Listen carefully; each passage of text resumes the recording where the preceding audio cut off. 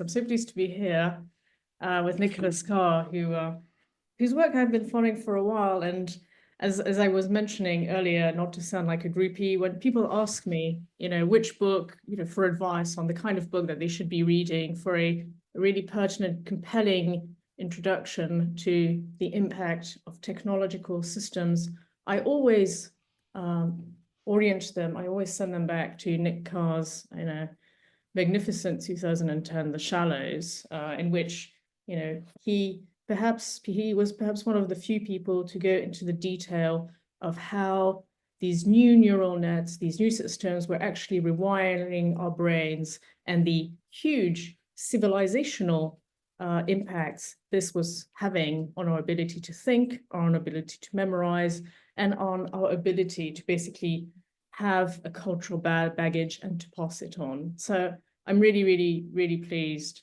that Nick has so kindly accepted our invitation. And, as Nick's work, he also writes a great blog, by the way, which I refer you to.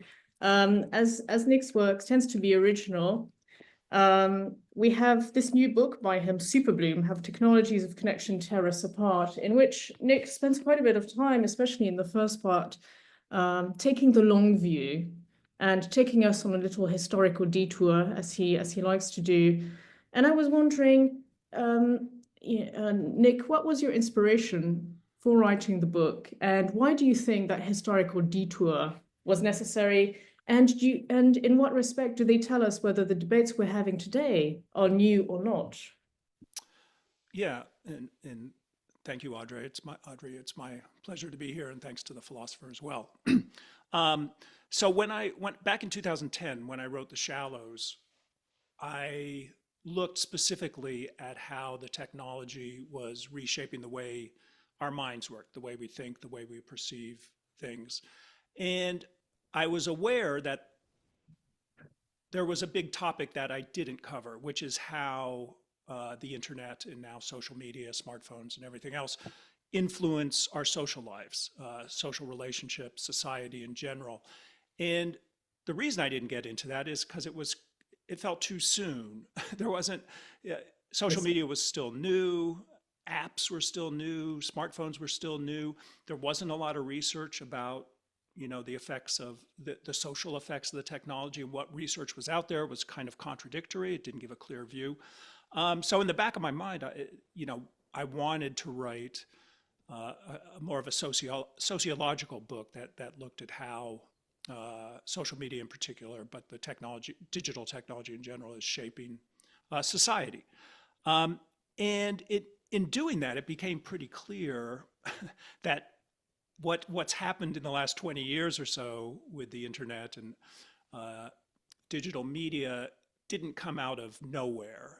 There's a long history of communication technologies shaping society. In fact, as I talk about in the early stages of the book, there's certainly one theory that communication technologies, at least in the modern world, have been the main force influencing the course of society. So I start off by looking backward at some of the thinkers, people like Charles Horton Cooley, the sociologist, and others. But also, I think the key moment here is back in the 1840s with the invention of the telegraph. Because if you think about it, up until the telegraph, which enabled communications, messages to be sent at the speed of electric current, information moved only as fast as human beings could carry it. Information took physical form. It was cargo, literally, as it moved through communication systems, which were fundamentally transportation systems. And so with the introduction of the telegraph, for the first time, information could move faster, much, much faster than human beings could move. And this was seen by society as this great event, almost a spiritual event. And the belief was that if communication is good between people, if it's good to talk to each other, then infinite, fast, voluminous communication must be better. It was going to solve all social problems. It was going to put an end to war. And so that is kind of the backdrop to thinking in general, which is what the book is about about how we see communication technologies in its role in society versus what actually happens. And I think there's a big tension between those two things. I thank you very much. That's really great. And in a way, this book is in a way even more personal to me than for because of its very premise, the premise that you debunk and the paradox, the fact that more communication actually doesn't lead to more tolerance, more understanding, more rationality, and eventually peace. In fact, the philosopher Gottfried Wilhelm Leibniz, much of his work revolved around reconciling people. He had just written, he's writing in the wake of the 30 Years' War, and he wants to reconcile people by creating universal languages, universally rationalistic ways of thinking, which according to him would culminate in the fact that people would all think rationally the same, and there would be no disagreements, and that we would all come together, and that there would be no more war. So there is already then we can see this spiritual message. And you mention Cooley, Charles Horton Cooley, in his 1897 essay. It's funny because when we think of social media, we think that this is a very recent term and a very recent concept. But one of the wonderful things about your work, your book, is that you actually tell us it's a 19th century concept. Can you tell us more about that? Yeah, so Charles Horton Cooley, when he was very young, at the very beginning of his career, before he wrote books that would make him well known in sociological circles, wrote this the journal article you're referring to. And what he wants to do in this article from 1897 is figure out what causes changes in society, and would explain the fact that those changes tend to get quicker. More recently, as he looked at it. And he comes to the conclusion, after dismissing various things, that it is communication technology. And he argues that new communication technology, he calls them mechanisms, change two very, very important things. One is how influence flows. By influence, he really means information. Suddenly, as we can communicate via writing and then via electronic stuff, we can communicate with people in the past. We can communicate with people all over the world. And so we expand our social group from a very small local group to the rest of humanity, and that gets faster and faster. So it changes flows of influence, and then at the same time, it changes patterns of association, because we can form groups with people who aren't near us physically. And he coins the term social media. And when I read this article and saw him talk about social media, it was quite a surprise, because like you, I thought it was a term coined for our particular time. But he uses social media to refer to groups of people themselves. Each group of people, he argues, is a social medium, and the people themselves take the form of kind of nodes in this group, and they're exchanging information that used to only happen locally. Now with new technologies, these groups can form all over the place with people, far-flung people, and even people in the past who can influence you today. So he certainly wasn't talking about social media in the way we define it, as a kind of online group of people, or even a replication of society online. But I think he's still talking about it in a way that sheds light on why social media and the internet in general has had such a profound effect on all aspects of society, I think, because it does change the flow of influences and the forms of association in quite distinctive ways, and ways that have been hard to figure out exactly what's going on. But so, as you mentioned, this is a 19th century term, and there's always been information. We were writing letters. We used to write letters. We used to be to take our time in exchanging information and so on. And also one of if I were to play a bit devil's advocate, because this is something perhaps I work on directly, haven't there always been various mediations of our realities? You mentioned social constructs, these mental frames that help us filter and navigate reality and its complexity and its overwhelming nature.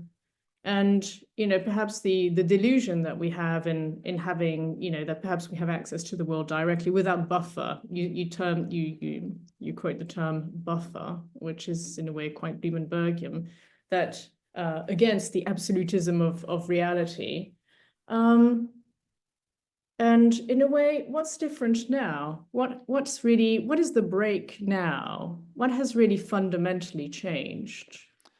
I think the break comes down to the volume and speed of information that we exchange, of messages, personal messages, public discourse, all forms of information. What I argue is we've had this ideal that if some communication is good, person to person talking and stuff, then more is going to be better, as we discussed. But it turns out, I think, and I look at some of the psychological reasons why, that beyond a certain point, when you increase the speed and volume of communication, you actually overwhelm our cognitive abilities. And I think so. It's pretty simple. What's changed is there's just too much stuff, and we can't really handle it. So we fall back. I mean, we've always, created a world in our mind that we can understand, which is much a simplification, in some ways, a model of the actual world, particularly the social world. And what happens when we're overwhelmed with information, particularly we're socializing all the time with a much broader group of people. What happens is we fall back on our biases, we fall back on kind of primitive instincts of making sense, pattern recognition. And so instead of enriching our understanding and opening our perspective, it closes us down. And this is, I talk about the work of the American 20th century journalist Walter Lippmann, who back in 1920, after the First World War, when people were trying to make sense about, what happened, and he talks about how, because the modern world gets more and more complex, we have to create ever simpler models of it in our mind. And I think we've seen that phenomenon grow much more intense as the intensity of the information flow increases. So we're overwhelmed by messages, but also the complexity of the world that none of us can get a grip on. We pretend we do. We have opinions about all sorts of stuff, but it's really based more and more on biases, on instincts, on rules, on heuristics, and all that stuff, rather than a real grasp of reality. It's very much what you say, because one of the things you mention, and which is very cool, is you talk about these utopias, and you mention Andreessen and the venture capitalist Andreessen with his manifesto, and basically the fact that do you think that our feeling overwhelmed by the complexity of the world and the current information overload is directly correlated and linked to a return of ideals, precisely, of these fantasies, of these utopias, the idea that maybe we should be all better off with a form of techno-political world, and that we should just hand over our future, our present and our future to this class of technologists who seem to know better than the rest of us what we should be doing. I would put the cause and effect kind of in the opposite way, that rather than I think it's more I I guess I don't want to get across, I don't want to say that a great number of people have that kind of trust at this point in the technologists for creating a better world. So I think the utopian dream was stronger 20 years ago, stronger, you know, in the early years of the new century when social media was new. People really thought that it was going to revolutionize the public square, democratize the public square. So I think we've become, as we've seen the problems that social media creates, I think we've actually become more suspicious of those kinds of promises. But still, if you look at Silicon Valley, in other words, at the people who actually run these networks and control these networks, they still are very, very much in the grip of this not only ideal but ideology that we'll all be better off if we essentially leave the real physical world and come together as more and more as avatars or as symbols in the symbolic space of the virtual world. Yes, and this is actually two questions that I wrote down in my notes for this series. The one first about the virtual and then the immaterial. Obviously, you know, the virtual now is mediating largely our perception of reality and sometimes even contributing to create reality. It no longer just it delivers information, curates it. Now, you know, actually creates quite a bit of it, as you demonstrate very compellingly. And now we're in a situation where we can choose the reality that we prefer. Much of your book is actually telling us that these systems are precisely giving us exactly what we want, that, you know, they are appealing to our baser instincts, and that the virtual basically in the current context is particularly appealing. Do you think that it's more a question of, you know, the intrinsic appeal of these simulations and the virtual than our desire to escape a reality which we perceive as increasingly hostile, bleak, and impoverished? And here I'm thinking back to Andreasen, you know, when he says that, you know, his argument when he says, which, you know, if we stop for 5 seconds, may have some form of value, I don't know. Perhaps especially for the Deliveroo cycle riders and so on. The idea that for the majority of mankind, aside from a small elite, you know, they will be better off living in virtual reality, which will be uniquely able to offer them an immeasurably richer and more fulfilling life than they can ever hope to achieve in their physical life. Yes, and that's what he argues. He uses the term reality privilege and argues that throughout history, only a very small percentage of the human race has had reality privilege. They get lots of money, lots of experiences, lots of interesting people to talk to, lots of nice vacations to go on, and everyone else he claims are reality disadvantaged. So they'll never, because of the limitations and the constraints of the physical world, they'll simply you'll never have equality. And he kind of dismisses even the attempt to make things more equal as vain. And so he argues that no, we can't really improve the real world, and we should have learned that over the last 5,000 years. So you need to let us, you know, the technologists, create this virtual world where at least you can have the simulation of privilege, and you can fly around, your avatar can fly around to various cities and stuff. I don't think, as I say, I don't think that is the popular view. I think we should be worried about it because these are people with enormous amounts of money and enormous amounts of technological power and increasingly political power who are going to try to impose this kind of vision on us. But I do think, to go back to your question, it's not so much that we think we're going to achieve that idealistic vision of a perfect virtual society. It's more actually that the algorithms are feeding us stuff that grabs our attention, that is pleasurable, even if it's nasty in some ways. And so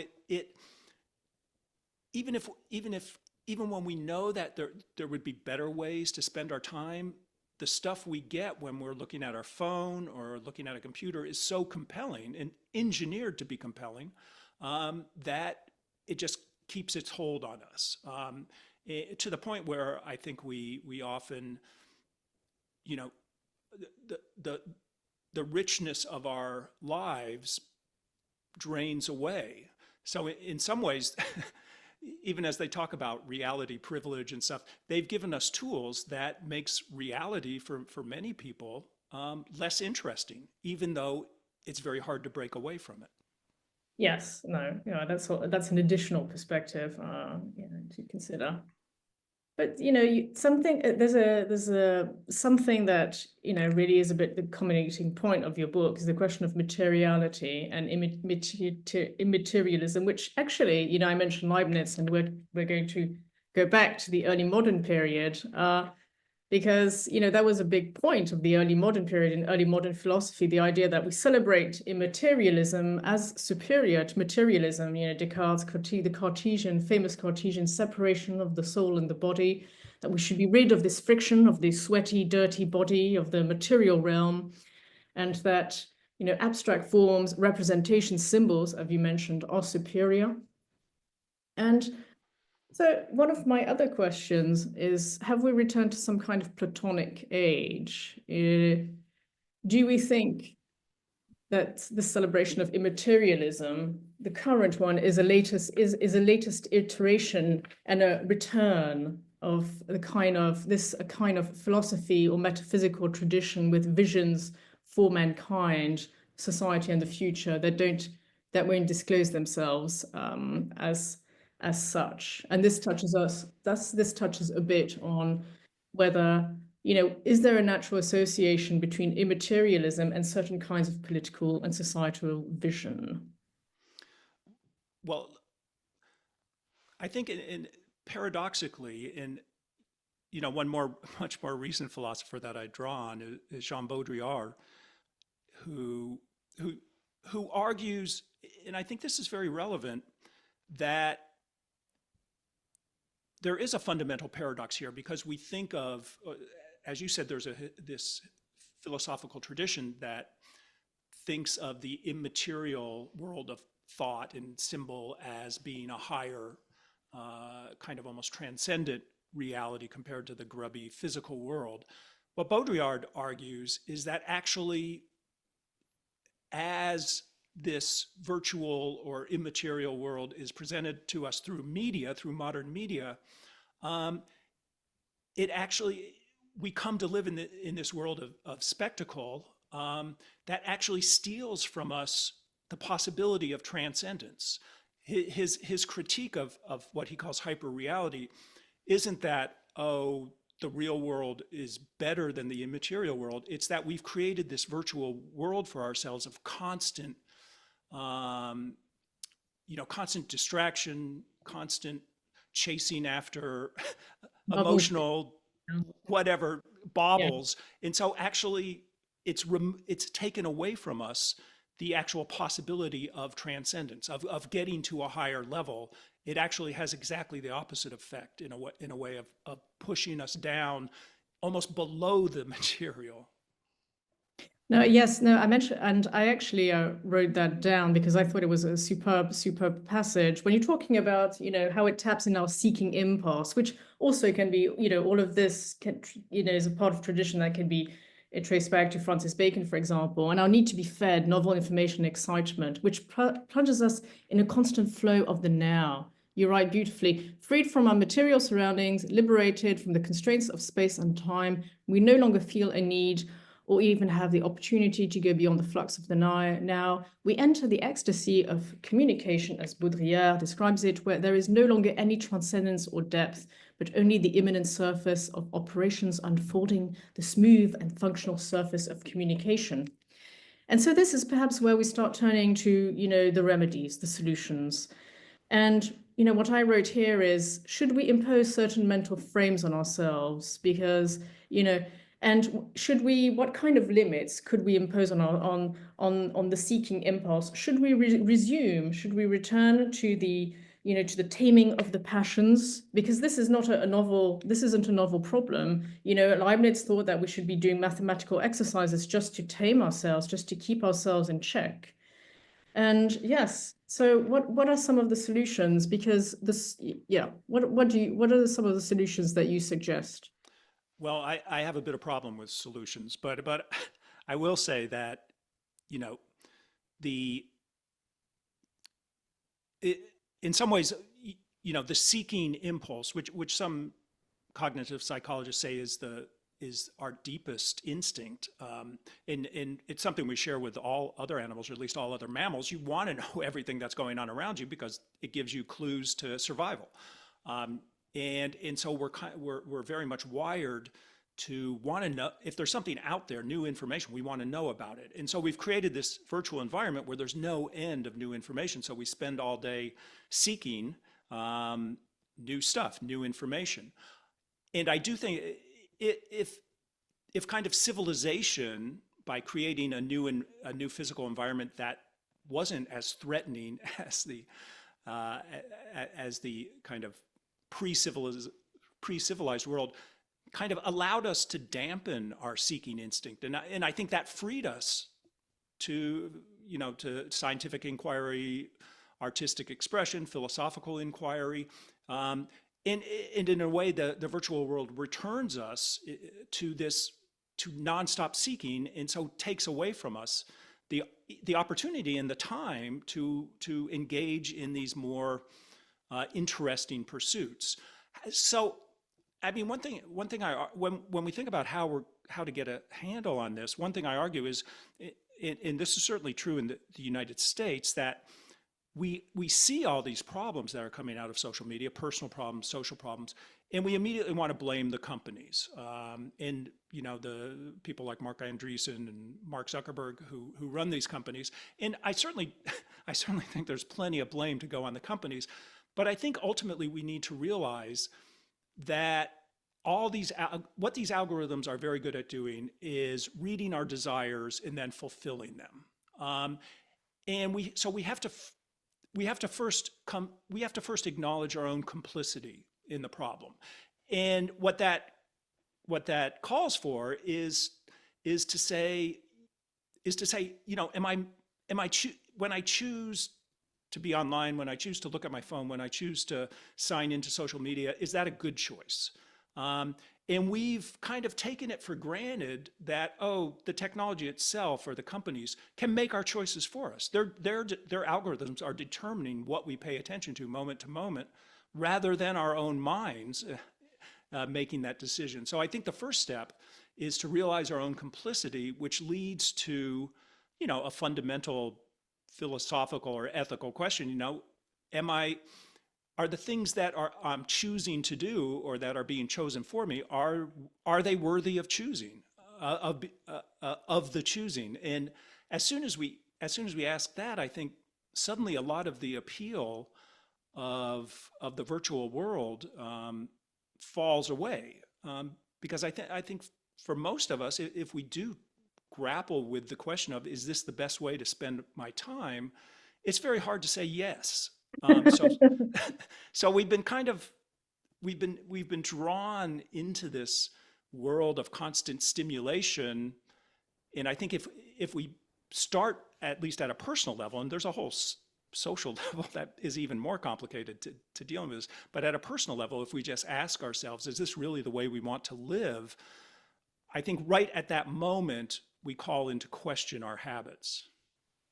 No, that's a great point. But if we are weak, and we are, and we all are to some extent, are we in a position to be able to have that distance on our practices? And B, if reality is so oppressive as it stands and hostile, do I feel like giving up so much of the virtual, which perhaps provides me with some relief or some joy, some entertainment? And see, how would we go about? Would this be this be the prerogative and the task of the political at this point? to decide, is this the way to have this reflection, and then carry, perhaps take certain measures. I mean, you spent quite a bit of your book on, discussing various regulations, like, when radio broadcasting was introduced, the considered public interest considerations. Yeah, and so just one comment on kind of the virtual giving us relief from what we sense to be the hostility of the world. I think it's actually the opposite, because there's a reason we have the word doom scrolling and stuff, is that often what we do online is get overwhelmed by all the problems of the world, and so it makes the world actually feel more hostile and more uncontrollable. But Yes. but I do think that, and this is one of the reasons that I look at how society dealt in the early years of the last century with the arrival of broadcasting, radio and then TV. Because for the first time, you could have one central source sending the same message to the masses. And this was a radical change in society. And it was clear, at least in the US, and I think in other areas as well, that if you're a broadcaster, if you're controlling the flow of information into people's homes, you have a responsibility to the common good. And so in the US, we had this fundamental regulatory regime based on the public interest, that that broadcasting companies weren't just private companies that could pursue profit in any way. They had to think about the public interest. And when you say that these days, people kind of, we've grown accustomed to such deregulation and such openness in communication platforms that calling for companies like Meta or Google to have some real legal concern with the public interest, we kind of dismiss that as this naive, out of date idea. But I actually think it's correct that these companies have such a deep influence on society that it's okay for us politically to say, hey, we the public are going to impose on you some controls, to make sure that you don't make a mess of things. Now, whether society and the public has the will to do that, I'm skeptical. But I do think that we shouldn't dismiss the way we approached these questions in the last century, 100 years ago, when there was just as large a kind of technological transformation of communication and media as we're seeing today. Yeah. Thank you for that. Okay, maybe we want to start opening the floor to questions. Yeah, so thank you so much, Audrey and Nick. So we have a few questions lined up already, but for everyone who's tuned in live, please do continue to send your questions using the Q&A button. And please keep your questions clear and concise, so that we can get through as many as possible. So the first question we have is from David. And this question is, do you think that we're on the verge of another communicational turn as we move from social media to synthetic media? This involves a move from communication media, Superbloom, to generative media, Hyperbloom, that leads to what's been called AI slop, but also produces very compelling and even addictive media forms. What should we be doing as societies to prepare ourselves for this coming deluge? Yeah, very, very good question. And let me very briefly kind of give my my quick history of media technology, right? So up until just a few years ago, media technology did one thing: it transported information. That was true if you were sending a letter through the post office on a train or something. It was true if you were making a telephone call. It was just a transportation role. When Facebook in 2006 introduced the news feed, suddenly the machine itself, through its algorithms, was determining what information would be seen by what audience, and these were audiences of one. So having just been in the role of transport, the transmission of messages, suddenly media technology takes on an editorial role, a fundamental editorial role. It's choosing what information we see.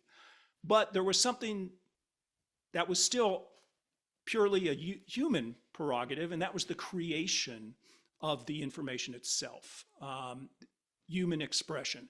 With AI, with generative AI, suddenly the media machine can take over the creation of content. Not only that, but it can create content, an infinite amount of content specialized to each individual.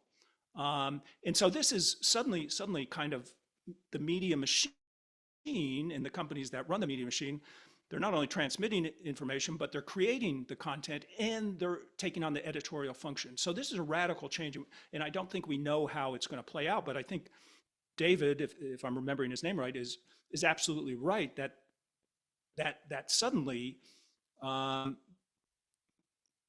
companies that run the media machine are going to have the capability to create content, and I'm talking about, text, pictures, video, music, sound, instantaneously geared to the desires that each of us have expressed previously. So I do think we're moving, to an even more dangerous world where the people who control the media are going to have far, far greater power, and they're also going to make it much, much harder for the human beings who used to make a living through journalism or through music or through whatever to actually continue making a living, because they're going to flood the media with infinite amounts of content that, even though it's not very good, is almost free to make and may be good enough for most of our desires.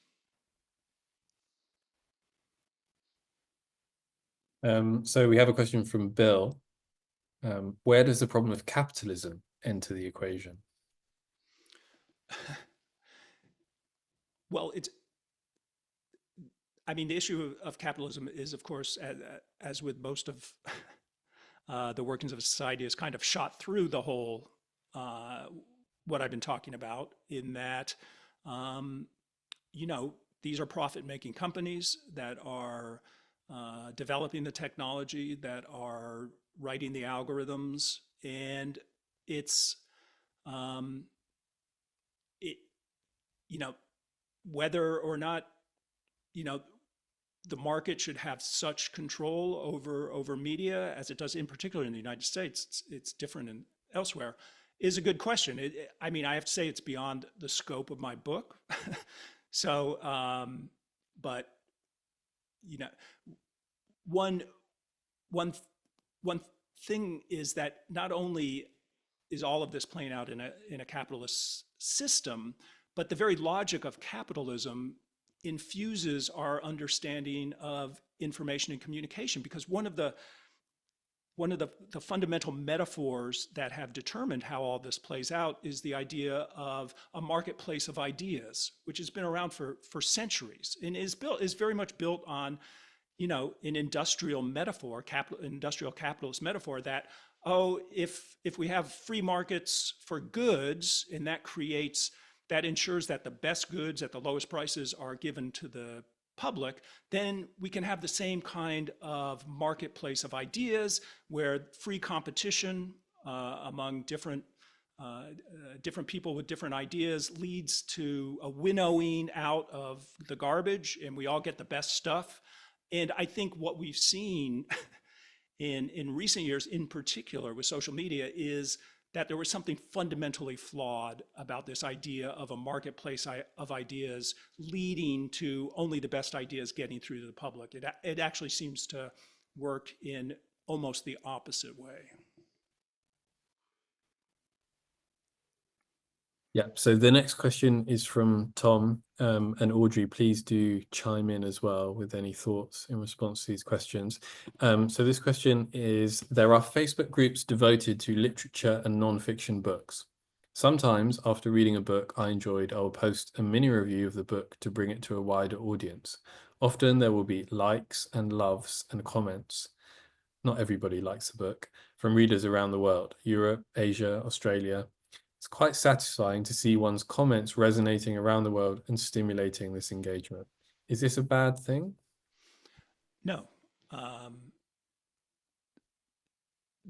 All forms of human expression and human contact and all forms of information are available online, readily available online. Some of them are very, very good. And there's no question about that. And I'm not trying to say, oh, this is everything that happens online is horrible, as that example makes clear that it can be stimulating in a good way, in an intellectually and emotionally fulfilling way. My argument is that if we just focus on these particular examples of good interactions, we lose sight of the broader picture of all human expression and human relations being mediated by the technology in a way that I think the human psyche is fundamentally unprepared to deal with, and leads to, for all the good things, leads to a lot of very, very bad things, both at a personal level and at a social level. So I think, I think it's always good to be reminded that there are very good things happening with the technology, but that shouldn't blind us to the broader dynamics that are underway. If I can jump in quickly, I note that the comment mentions resonate, and that's a big concept with Hartmut Rosa. And he understands it as a deep, meaningful engagement. Now, perhaps it is possible for a review to have, to have that kind of impact, but is that really so likely?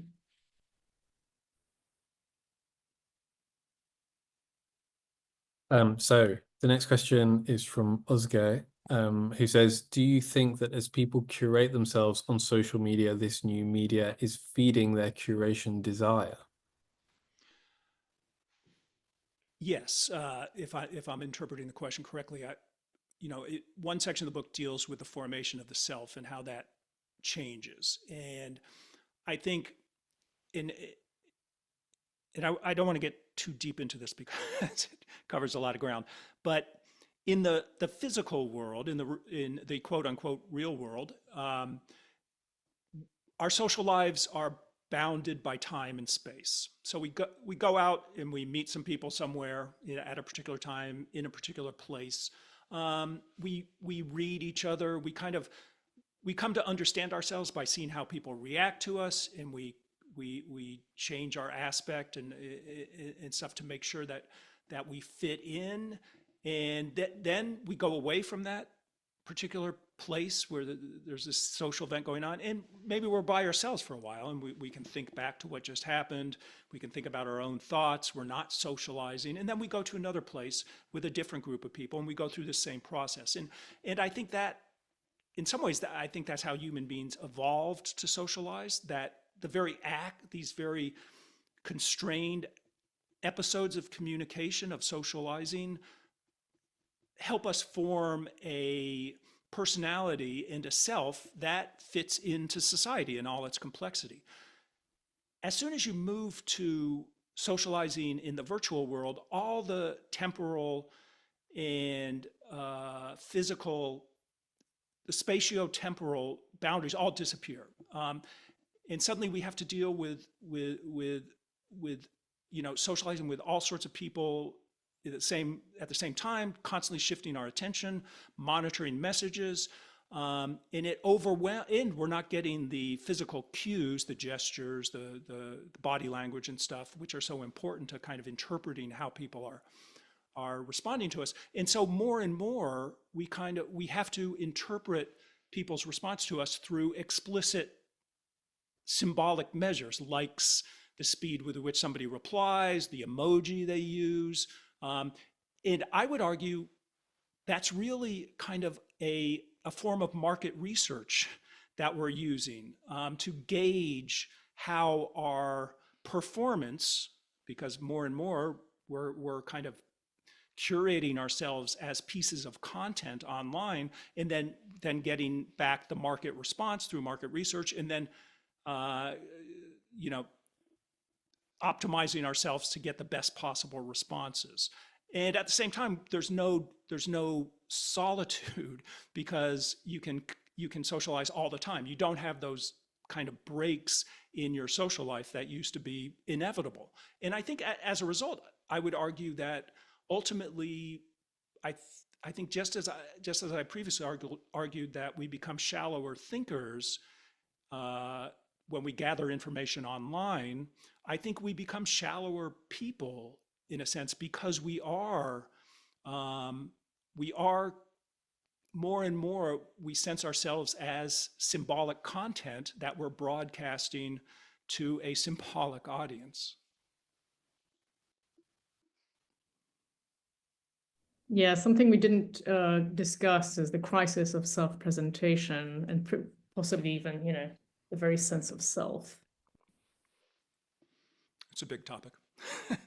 Yeah, I mean, it's also a kind of extremely pertinent point in relation to the kind of increasing collapse between the personal and the professional. So we're not just curating ourselves socially, but that also becomes increasingly continuous with our professional self-presentation in various online fora. Right. So we have a question from Christopher next, who says, "Thank you very much. I'm curious, in this blooming era, could you tell us a little about what your personal media diet is comprised of? Sorry, and how is it changing, Nick?" I wish I could offer myself as a model for the rational media diet, but I struggle with the very challenges that I try to describe. You know, going back to what's good about all this is, as a nonfiction writer, I can do research so much faster than what used to be possible when you actually had to go to libraries and thumb through physical books and physical journals. But on the other hand, it means that I spend enormous amounts of time in front of a computer screen, which I do think, even if I'm doing, you know, useful stuff, I still feel that there are various problems. One is that I think we're losing our kind of sensory. We're losing our sensory, the sensory richness of perceiving the world as it is, and I feel that very, very much. And so, I mean, a couple of things that I do, and these are not particularly, you know, brilliant or anything, but one of the things that happened when we all started carrying mobile phones with us is we bought into the idea that we had to have them on our person all the time. And so we go around, everything we do, we have this little companion, our phone, that's constantly talking to us. Even when we're not listening, we know it's talking to us. So part of our attention is kind of with the online world, where we know that there's no end of conversation, no end of interesting information or provocative information. So one thing I do is I try to not carry my phone, you know, with me all the time if I go out on a walk or go out to, you know, have a conversation, go out for dinner or something, simply leaving the phone behind so it's not there and intruding on your thoughts. It seems to me is a very important step. It's hard to do because we've all adapted to being connected all the time.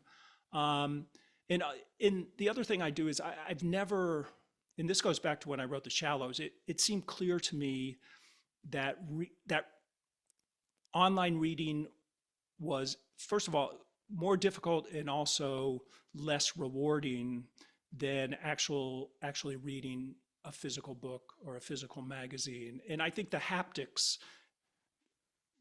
this gets complicated, so I won't be able to go into this too much, but the actual haptics, the touch and feel of the pages, is an aid to memorization, it's an aid to understanding. And even the same words on a computer screen, I don't think we engage with them as deeply or remember them as well or even interpret them as well as when we're reading on a physical page. So particularly if it's any kind of difficult or lengthy work, I always try to go and get the physical copy And it also has the side effect that one of the great things about, a physical book or a magazine is that it's literally a screen against distraction. You hold it up in front of your face and you focus on the words, and so you're kind of you're insulating yourself from the distractions that are always out there, and were out there, before we all started using computers. But so those are a couple of things, and again, nothing earth-shattering.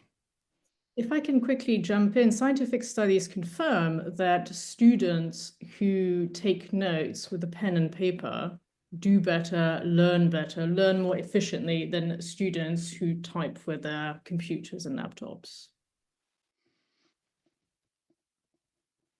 So we have time for just a few more questions. This one's from Annette, who says, you said something about regulation. How and at what level could these extremely globalized technologies be regulated? According to a recent paper by Milton Mueller, AI cannot be governed since it is a digital ecosystem, not a single technology. I find this worrying. Do you think the often used term digital literacy is of any value? I think it's probably of limited value. It, I assume she means, digital literacy as if top-down regulation, political regulation is impossible, and I'm not sure it's impossible, but it's very difficult, then maybe digital literacy, teaching ourselves and students how to make sense of all this kind of can at least give us similar effects to regulation. I certainly am, I'm certainly agree that, teaching children in particular, but all through our lives, teaching them how to use the technologies productively, and kind of not be taken in by things that are easy to be taken in by online is all to the good. But I'm not sure it really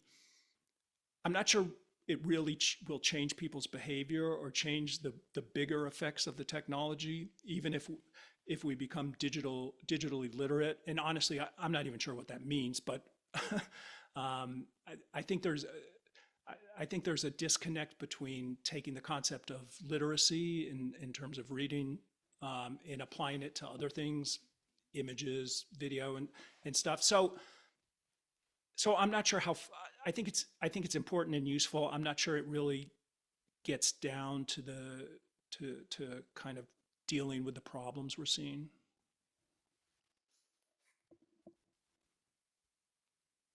Okay, so a final question then from Stephen Lukes. You've both repeatedly spoken of we and us, but across the world, we are more and more divided from one another politically. Can you address the role of social media in contributing to polarization? Yeah, and I mean, I'm lots of people have talked about this, but I think one of the ways that one of the reasons it's so polarizing comes back to my argument that we're overwhelmed by the amount of information and the complexity of the information that we have to deal with. And when you're overwhelmed, you seek shortcuts to understanding. And one of the easiest shortcuts is to join a group where you're all thinking in a similar way. In that group, what Charles Horton Cooley would have called a social medium, gives you a filter for understanding all of this information. The understanding may be completely wrong, but you understand, you think that you have the group provides this filter of understanding, and it also, in order to create this cohesion in the group, you need outgroups, you need enemies. So other groups become purveyors of misinformation, of lies, of distortion. And in what results is this ever more extreme polarization, where we're locked into these clans, these online clans, and we see other clans with different political views as enemies. And I think that, so in some ways, this is a response to being overwhelmed by communication. You you kind of become more and more extreme in your views because that's a quick way to make sense of an overwhelming flood of new messages and new stimuli coming at you all the time. Do you think this is something like a coping strategy? At one level, I do. And I think a lot of the kind of negative effects of the technology on public discourse, on our ability to make compromises and stuff, comes down to a coping strategy, in that when we're overwhelmed with information, we fall back on shortcuts, on heuristics, on biases. And we don't actually have time to engage deeply with complex issues, and we certainly don't have time to engage deeply with views that are in opposition to our own biases.